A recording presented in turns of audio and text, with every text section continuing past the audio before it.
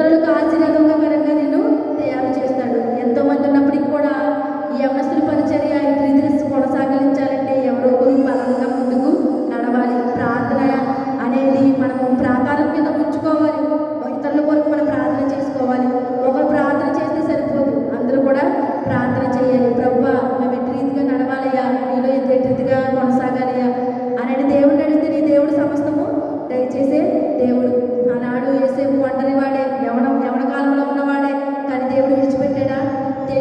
తెలియని జనముల దగ్గరికి వెళ్ళాడు. అనేకమైన చోట్ల ఆయన మారాడు. అయినప్పటికీ కూడా యోసేపు నీతిగాను న్యాయంగాను యథార్థంగా ఉన్నాడు కాబట్టి యోసేపు ఎక్కడికి వెళ్ళినా ఫలించాడు కదా. దేవుడు యోసేపు ఎక్కడికి వెళ్ళినా వారిలో చెరసాలలో ఉంటే చెరసాలాధిపతికి, పోతీఫరు దగ్గర ఉంటే పోతీఫరుకి, ఇలాగ అనేకులకి కూడా దేవుడు మంచి మనసును దయచేశాడు. ఎందుకంటే యోసేపుని బట్టి, ఎందుకంటే యోసేపు దేవుడి మాటను అంగీకరించాడు, ఆయన ఆజ్ఞలను గైకొన్నాడు కాబట్టి. ఇది నిన్ను కూడా అడుగుతున్నాడు దేవుడు, నీవు నా మాటలు అంగీకరిస్తే నేను నీకు సమస్తమును దయచేస్తాను. దానం ఏంటి, ఏదైనా సమస్తమును ఆయన చేయగల దేవుడు. అంటే ప్రార్థన చేస్తేనే దేవుడు మనకు ప్రతిఫలం దయచేస్తాడు. మనం అడగాలి దేవుడిని, మనం అడిగితేనే కానీ దేవుడు, ఇప్పుడు అడిగితే అమ్మాయి నాన్న పెట్టదంటారు కదా, అలాగే మనకు దేవుడు. కానీ అడగకుండా దేవుడు కార్యాలు చేస్తాడు. అడుగు వాటికంటే, ఊహించిన వాటికంటే దేవుడు అత్యధికమైన మేలుతో మనల్ని తృప్తిపరిచే దేవుడు. ఇది ఇలా సజీవురాలుగా ఉన్నామంటే అది దేవుడి ఇచ్చిన కృప కదా. నీలాంటి బిడ్డలు ఎంతోమంది ఆ యొక్క రోడ్ల మీద లేకపోతే ఎక్కడెక్కడో అలా దీనస్థితిని మనం జ్ఞాపకం చేసుకున్నామా? ఎప్పుడు మనకంటే ఉండాల్సిన స్థితిని వాళ్ళే మనం జ్ఞాపకం చేసుకుని నేను ఎప్పుడు అంటే రీతిగా అవుతాను ప్రభు అనుకుంటాం. కానీ నీకంటే దీనస్థితిలో ఉన్న వాళ్ళు ఎప్పుడైనా జ్ఞాపకం చేసుకున్నావా? వారికి లేని భాగ్యాన్ని దేవుడికి ఇవ్వలేదా? ఇది ఎంతోమంది యవన బిడ్డలు మరణమైపోతలేదా?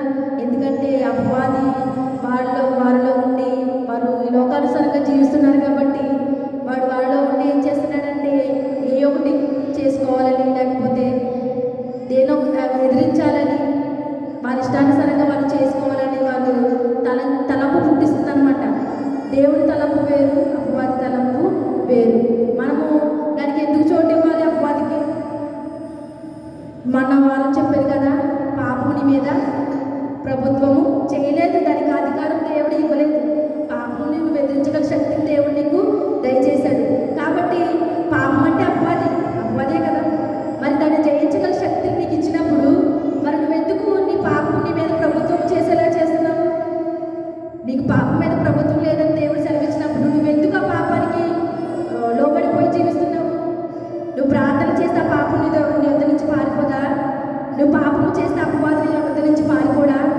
వాడు వలలు వేస్తాడంట. వలలు వేసి అందులో చిక్కుకున్న వాళ్ళందరినీ కూడా వాడు ఏం చేస్తాడంటే తన వశపరుచుకుంటాడనమాట. ఈ దినాల్లో యవనస్తులందరూ కూడా అటు రీతిగానే ఉన్నాడు. దేవుడిని నీకు ఆయుష్ని ఇచ్చాడు, ఆరోగ్యాన్ని ఇచ్చాడు, నువ్వు చదువుకోవడానికి మంచి జ్ఞానాన్ని ఇస్తున్నాడు. కాబట్టి ఇన్ని ఇచ్చిన దేవుడికి నువ్వేం చెల్లించాలంటే ఆయన మాటను అంగీకరించదానిలాగా ఉండాలి, ఆయన ఆజ్ఞలను గైకొనేదానిలాగా నీవు ఉండాలని వాక్యము సెలవిస్తుంది. ఎంతోమంది యవన బిడ్డలు ఇందులో ఉన్నారు బైబిల్ గ్రంథంలో. వారందరూ కూడా దేవుడి మాటను అంగీకరించిన వారు, దేవునికి లోబడి జీవించిన వారు.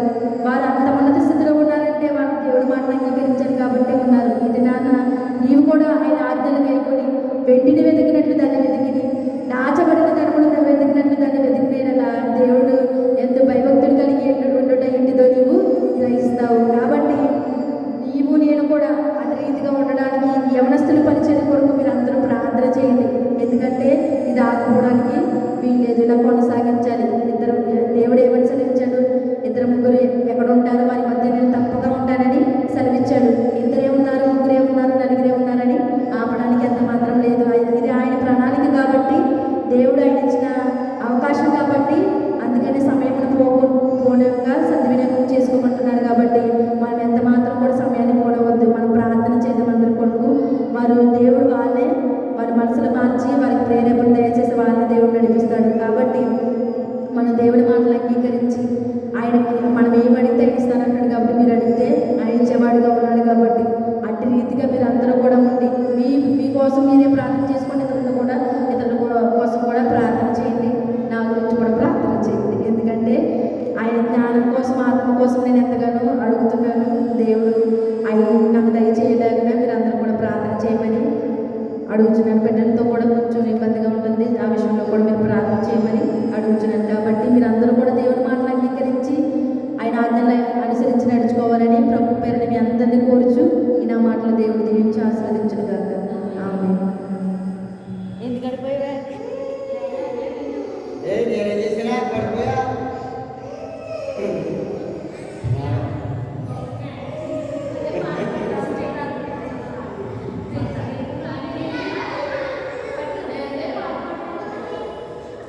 ఏ